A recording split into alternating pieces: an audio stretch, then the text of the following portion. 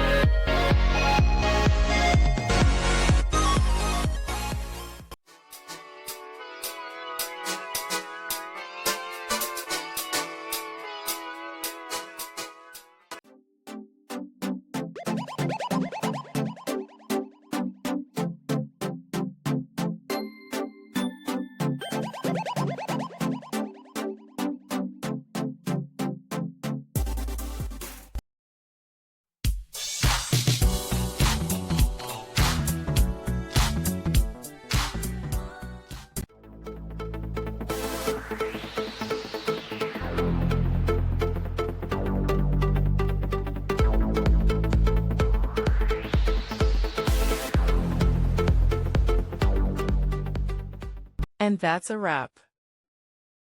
I hope you found the answer you were looking for. If you did, take a second to hit that subscribe button. It really helps out. And let me know in the comments which solution worked best for you. See you next time in the debug zone.